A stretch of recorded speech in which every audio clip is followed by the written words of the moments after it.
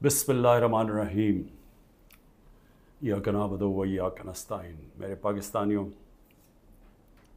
आज मैंने आपसे 3-4 बातें करनी हैं, लेकिन मैं सबसे पहले जो अपनी बात का आगाज़ करना चाहता हूँ वो मैंने जिस चीज़ के ऊपर फ़ैसला किया है कि नैब चेयरमैन के ऊपर मैं 15 अरब रुपए का आज हर्जाना उसके ऊपर डाल रहा हूँ अपने वकील के ज़रिए।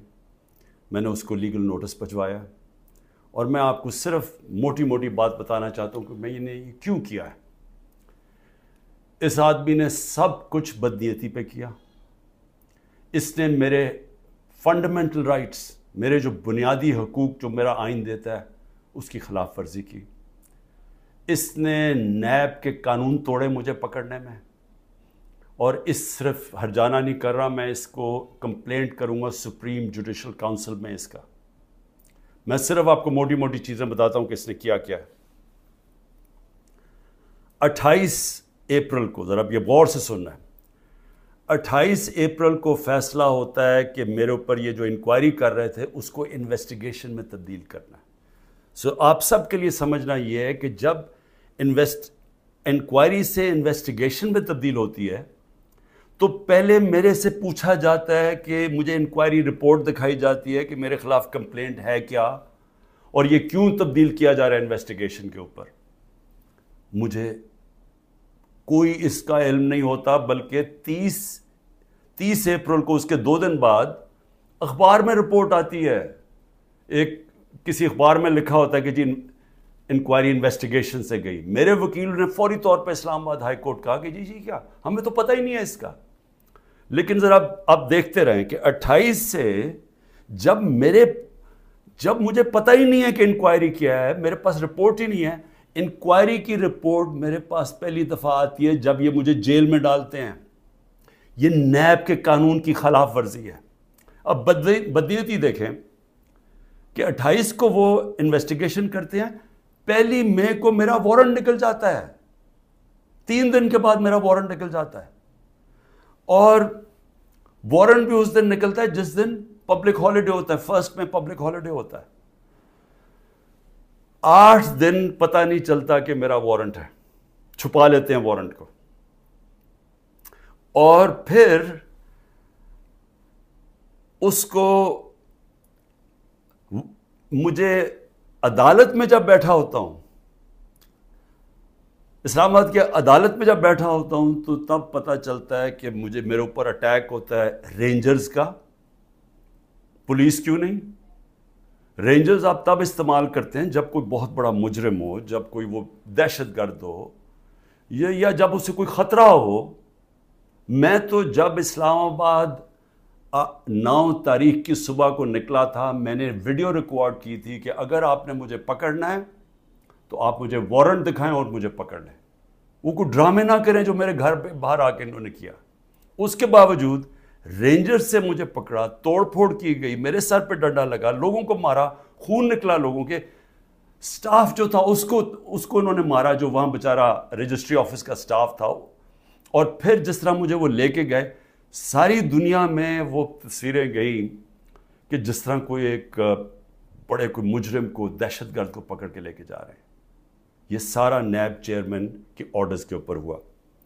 अब ये देखें, सेक्शन 24, जब आप अरेस्ट वारंट करते हैं नैब में, तो ये 4 चीज़ें होनी चाहिए आपको अरेस्ट करने से पहले कि ये 4 वजूहात होनी चाहिए जिसकी वजह से वो आपको अरेस्ट करते हैं।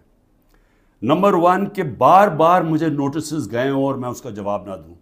मुझे नोटिस ही नहीं किसी ने भेजा, तो मैं जवाब क्या देता? तो पहला गलत। दूसरा कि मैं मफरूर हूं, कि मैं भागा हुआ हूं। मैं अदालत के अंदर बैठा हुआ, मैं मफरूर कैसे हूं? मैं तो हाई कोर्ट के अंदर बैठा हुआ था, वो भी गलत। तीसरा कि मैं एविडेंस को चेंज कर रहा हूं। एविडेंस सारी गवर्नमेंट के पास पड़ी थी। अलकादर की सारी एविडेंस, या वो एनसीए वाली, वो सारी उनके कैबिनेट पे पड़ी थी, और या इन्होंने सारी अलकादर की सारी चीज़ें मंगवा ली थी, वो इनके पास पड़ी थी। तो मैंने टेम्पर कैसे करना था? यानी मैंने उसको चेंज कैसे करना था, तब्दील कैसे करना था? और फिर बार बार एक चीज़ करता जाए आदमी, रिपीट करता जाए एक जुर्म, फिर उठाते हैं। تو ان چاروں میں سے بتائیں کہ کون سی میں نے غلطی کی تھی جو مجھے انہوں نے ایک دہشت گرد کی طرح جس طرح مجھے انہوں نے اٹھایا ہے، یہ چاروں ایک پوائنٹ بھی نہیں میٹ کر رہا تھا۔ اس کے علاوہ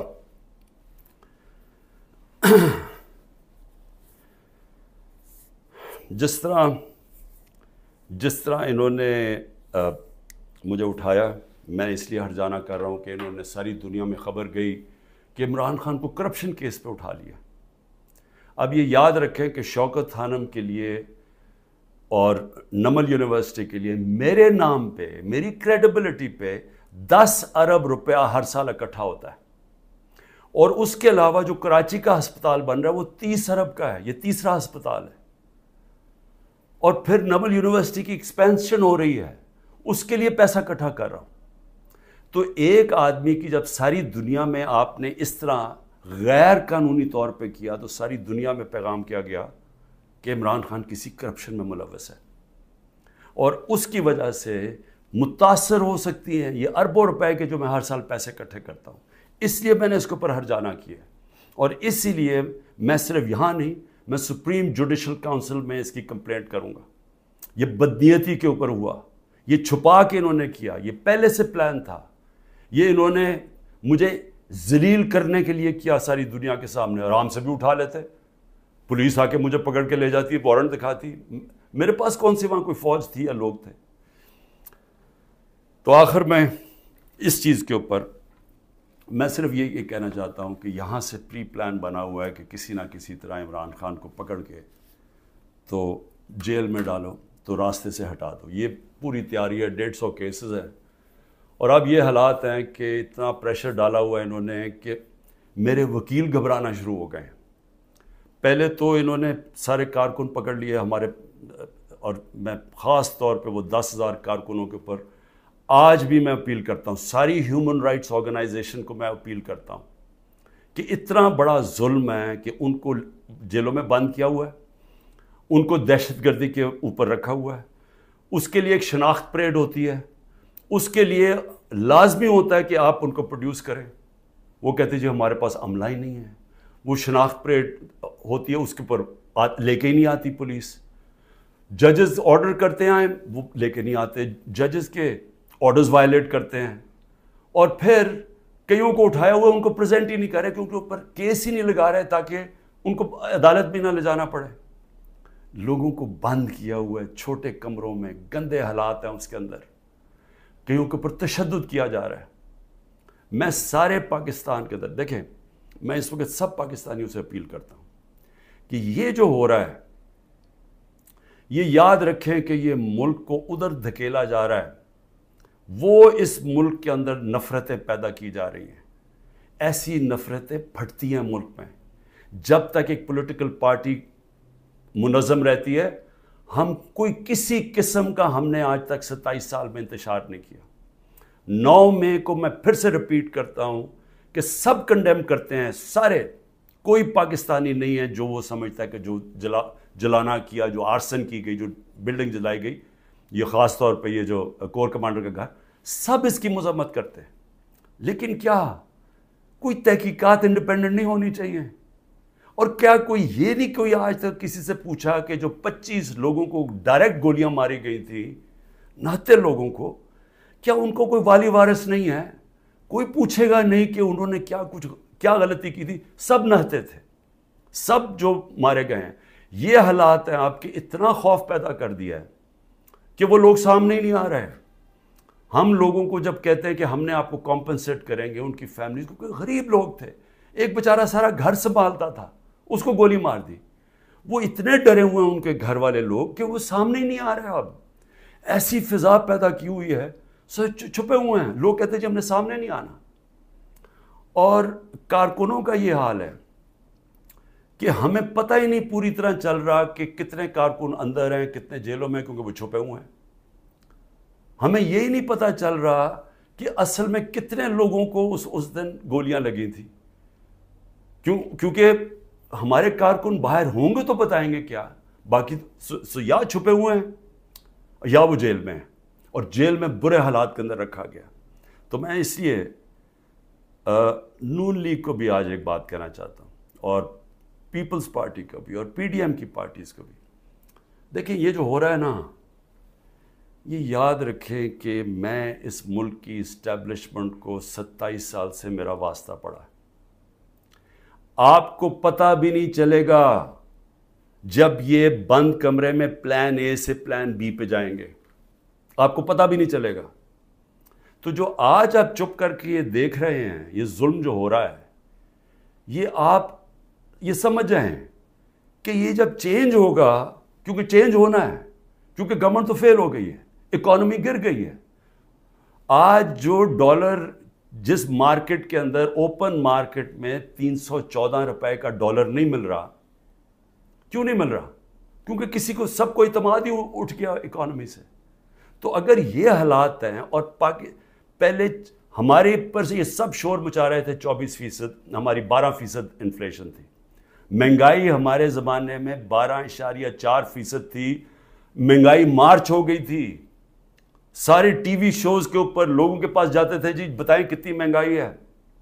آج کے فگرز مہنگائی کے 38% مہنگائی ہے، 3 گنا سے زیادہ ہے. اور آج جو حالات ہیں لوگوں کے، نہ مہنگائی کنٹرول ہو رہی ہے، فیکٹریاں بند ہو رہی ہیں، بے روزگاری بڑھ رہی ہے. آگے انٹرنیشنل میڈیا کے لوگ، جو فائنانس کے لوگ ہیں، وہ سمجھ رہے ہیں کہ ڈیفالٹ کرنے جا رہا ہے پاکستان. ان حالات کے اندر یہ اگر آپ سمجھتے ہیں پی ڈی ایم والوں کہ آپ بڑی دیر بیٹھے رہیں گے یہاں، میں آپ کو یقین دلاتا ہوں کہ جب پلان بی بنے گا، ہو سکتا ہے آپ ادھر پھنس جائیں. جو آج ہمارے سے ہو رہا ہے ہو سکتا ہے آپ سے بھی یہ ہو. اور یہ مجھے یہ کہنا کہ جی ہمارے زمانے میں یہ ہوا تھا، اس سے بڑا جھوٹ کوئی بول نہیں سکتا. مجھے یہ بتائیں کہ ہمارے زمانے میں کب یہ ہوا تھا؟ کتنے لوگوں کو تشدد کیا گیا جیل میں؟ کتنے گھر توڑ کے اندر گھس کے عورتوں کے سامنے اٹھا کے لے گئے؟ اگر وہ آدمی نہیں ملا تو ان کے رشتہ دار اٹھا کے لے گئے. کتنے گھروں میں ایسے ہوا تھا؟ مجھے یہ آج تک بتائیں کہ ہم نے کتنے دہشت گردی کے کیسز کیے تھے. مریم نواز نے جا کے جب پتھراؤ کروایا تھا نیب کے اوپر، کتنے دہشت گردی کے کیسز ہوئے تھے. کس کے اوپر اس طرح کے 150 کیسز کیے گئے جو میرے پہ 4 کیسز میرے اوپر کیے گئے ہیں، کرمنل کیسز، جب میں نظر بند تھا 4 دن وہاں نیب جیل میں. تو جس طرح کی یہ آپ حرکتیں کر رہے ہیں اور یہ ہونے دے رہے ہیں حرکتیں، اور یہ کہہ کہ جی ہمارے زمانے میں یہ ہوتا تھا، یہ سمجھ جائیں کہ یہ بڑی جلدی چینج ہو سکتا ہے. یہ ابھی آپ بڑے خوش ہیں کہ جی تحریک انصاف، اس لیے نہیں کہ ہم نے آپ سے کوئی ظلم کیا تھا. میں پھر سے ریپیٹ کرتا ہوں، 95% کرپشن کے کیسز اب پہلے آپ کے زمانے میں بنے ہوئے تھے. اسحاق ڈار آپ کے زمانے میں بھاگا، نواز شریف کے بیٹے آپ کے زمانے میں بھاگے. یہ جو کیسز بنائے ہوئے تھے یہ سارے آپ کے زمانے میں ہوئے ہیں. صرف پھر سے شہباز شریف کے جو 16 ارب کا ایف آئی کا کیس تھا اور جو نیب کا کیس تھا، وہ ہمارے زمانے میں بنا 8 ارب کا. اور وہ میں آج بھی کہتا ہوں کہ اس سے کلیئر کٹ کیس ہے ہی کوئی نہیں. زمین کے قبضے جو چھڑوائے تھے وہ سارا لینڈ ریکارڈز کے دیکھ کے چھڑوائے تھے. ایک مجھے ادارہ، نہ پولیس آفیسر، کوئی آئی جی، کوئی مجھے آج ایف آئی اے کا آدمی مجھے ایک کہہ دے کہ میں نے کسی کے اوپر کہا کہ انتقامی کارروائی کرو، ایک مجھے بتا دے. کوئی مجھے بتائے جتنی ہم نے بھرتیاں کی ہیں وہ ساری میرٹ کے اوپر کی تھی. کتنے عمران خان کے رشتہ داروں کو امپورٹنٹ جگہوں پہ بیٹھے تھے. اور پھر میڈیا، ذرا میں میڈیا کے اوپر آ جاؤں، کیونکہ میڈیا میں ہمیں بڑی مار پڑی تھی سارا وقت. وہ گورنمنٹ، جس گورنمنٹ نے اس ملک کے اندر کرونا، دنیا مانتی تھی کہ کرونا کا سب سے زیادہ ڈیل اس کو سنبھالا، دنیا مانتی تھی. ہندوستان میں حالات دیکھ لیتے، ارد گرد ایران میں حالات دیکھتے جو ہمارے 2 نیبرز تھے، اور پاکستان میں حالات دیکھتے. اپنے ملک کو جس طرح ہم نے نکالا ہے اور بڑی رسک لے کے، تو میں آج یہ سوال پوچھتا ہوں کہ ہمارے طرف اخبار اٹھا کے دیکھ لیں جو ہماری مٹی پلیت کی گئی ہے میڈیا میں. اور ایک کیس ڈال دیجیے رانا ثناء اللہ کے اوپر، وہ ڈرگز کا کیس تھا. رانا ثناء اللہ کا اے این ایف نے کیس کیا تھا، جن کے اوپر ایک میجر جنرل صاحب بیٹھے ہوئے تھے. اور ہم نے کیبنٹ میں جب رانا ثناء اللہ کا کیس آیا، کیبنٹ میں پریزنٹیشن مانگی اس سے کہ کہیں غلط کیس تو نہیں کر دیا. اور انہوں نے ایک فریم بائی فریم بتایا کہ یہ کیسے یہ رانا ثناءاللہ پکڑا گیا تھا منشیات میں نے تو کسی کو نہیں کہا، نہ میری کیبنٹ نے کسی کو کہا. تو اس لیے یہ کہنا کہ آپ کے زمانے میں بھی کچھ تھا، ہمارے زمانے میں کچھ نہیں تھا. اور میں آج آپ کو آگے بھی بتا دوں کہ الیکشن جب ہوں گے، یہ میری آج پیشن گوئی مان لیں، جو مرضی کر لیں آپ، جیتنا تحریک انصاف نے انشاءاللہ. تو جب ہم آئیں گے، میں آج آپ کو انشاءاللہ ہم جب آئیں گے، میں آپ کو ابھی بھی یہ کہتا ہوں، میرے سے جو کیا ہے میں تو ان کو معاف کر دوں گا. مجھے قتل کرنے کی جنہوں نے کوشش کی میں معاف کر دوں گا، کیونکہ میں جو امتی ہوں وہ نبی صلی اللہ علیہ وسلم کا ہوں، اور انہوں نے اپنی ذات کے اوپر ہمیشہ معاف کر دیتے تھے. تو میری ذات کے اوپر جو بھی چیزیں میں معاف کر دوں گا. جو میرے گھر میں ہوا، میری بیوی اکیلی گھر میں، جس طرح گھر میرا توڑا گیا باہر سے، جس طرح اٹھا کے لے گئے، مارا لوگوں کو میرے گھر میں آ کے، میرے گھر کے اوپر جو حملے کیے گئے، جب میں تو معاف کر دوں گا. لیکن مجھے بتائیں کہ جن لوگوں کے اوپر اس وقت تشدد ہوا ہے اور ہو رہا ہے، وہ جب نکلیں گے، یا جو اعظم سواتی سے ہوا، یا جو شہباز گل سے ہوا، تو کیا وہ معاف کریں گے؟ کیا یہ جو عمران ریاض کو اٹھایا، یا جو ارشد شریف، یہ جس طرح اس کی کیا فیملی معاف کرے گی؟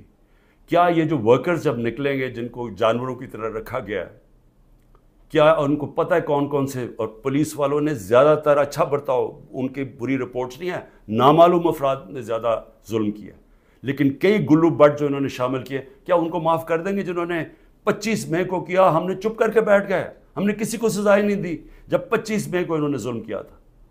تو کیا اب ہم معاف کر دیں گے؟ یہ جو ورکر جب نکلیں گے وہ ڈیمانڈ نہیں کریں گے کہ جن سے ظلم کیا گیا؟ تو اتنے انتہا پہ جو آپ لے کے جا رہے ہیں، یہ یاد رکھیں کہ کہیں پلان بی بن گیا تو آپ اسی جگہ پہ پھنس جائیں گے. اور میری میڈیا سے، اب میں پھر میڈیا سے پوچھتا ہوں کہ اب تو انہوں نے مکمل طور پہ عمران خان کا نام ہی اب نہیں لے سکتے اب ٹی وی چینلز پہ، یہ اب نئی چیز ہے. اگر عمران خان کا ٹی وی چینلز پہ نام نہیں لے سکتے تو اب میں سوچ رہا ہوں کہ ٹی وی چینلز پہ گفتگو کیا ہوگی شام کو. میں اور بھی سوچ رہا ہوں کہ اس کا مطلب مریم نواز کی تو اب تقریریں دکھائی نہیں سکیں گے، کیونکہ اس کی تقریر ہی ختم ہو جائے گی اگر اس میں عمران خان کا نام نہ ہوا. یعنی اس طرح سے کیا ملک میں، کیا لوگ اتنے بیوقوف ہیں کہ اگر آپ یہ نہیں کریں گے تو اس سے وہ بھول جائیں گے لوگ P T I Imran Khan کو. میں پھر سے آپ سے کہتا ہوں کہ یہ جو لوگوں سے کیا جا رہا ہے، ہمارے لوگوں سے جو میرے سے کیا جا رہا ہے، میں اپنا اس لیے نہیں زیادہ بات کرتا کہ ٹھیک ہے میں تو تیار ہوں ہر چیز کے لیے. پہلے تو رانا ثناءاللہ کہتا ہے کہ عمران خان کی جان کو شدید خطرہ ہے، ٹی وی پہ جا کے کہتا ہے. پھر میرا جو انچارج تھا کرنل عاصم یہاں کا سیکیورٹی کا، وہ غائب ہو جاتا ہے.